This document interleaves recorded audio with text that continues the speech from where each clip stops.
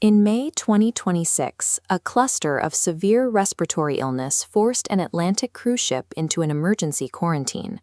The culprit was Hantavirus, a pathogen traditionally tied to rural soil, not the open ocean.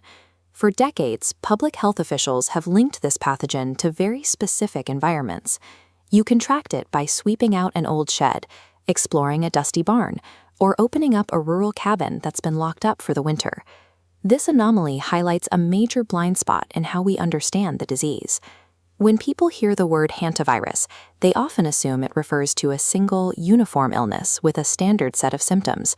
But hantavirus is actually a sprawling family of zoonotic pathogens. This map shows dozens of unique viral strains scattered across the globe, each tied to specific local ecosystems.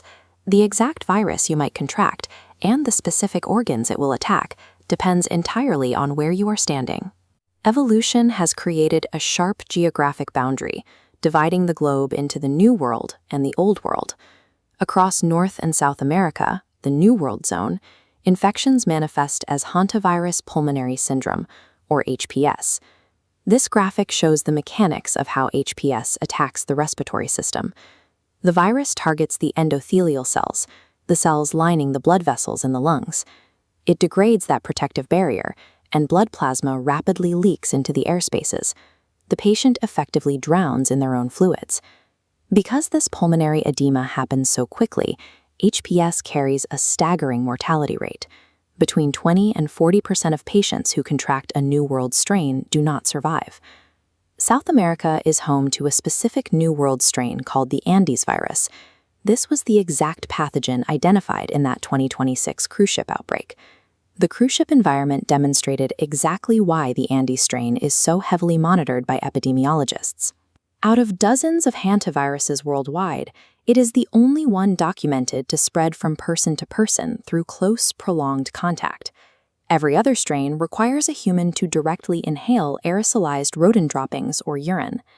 By bypassing that environmental requirement, the Andes virus transforms a localized hazard into a mobile threat. If we cross the Atlantic into the Old World, Europe and Asia, the clinical profile changes completely. Here, hantaviruses cause canorrheic fever with renal syndrome, or HFRS.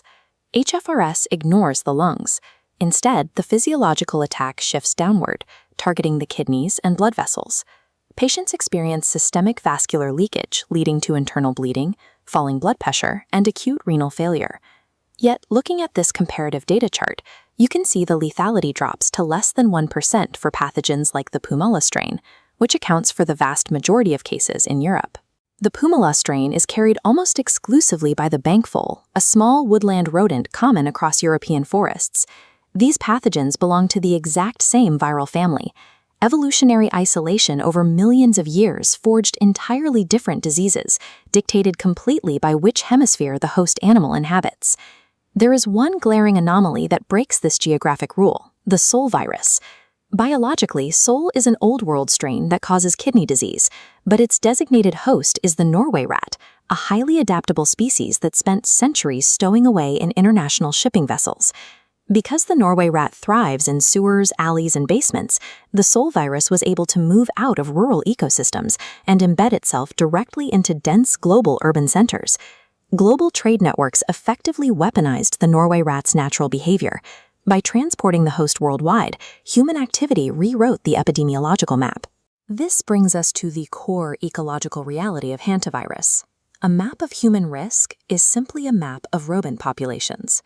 Medical science currently has no approved targeted antivirals or vaccines for these pathogens. Our only defense is managing our physical proximity to the animals that carry them. But keeping our distance is getting harder. Shifting rainfall patterns, intense agricultural expansion, and mass global travel are actively blurring geographic boundaries.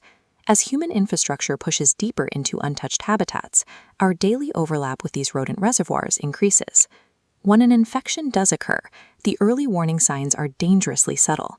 The first symptoms mimic the seasonal flu: fever, fatigue, and muscle aches, hiding the fact that rapid, life-threatening organ failure could be just days away. Understanding hantavirus requires abandoning the myth of a single rural disease. The map of where these pathogens live is complex and constantly shifting. Recognizing the specific local strain in your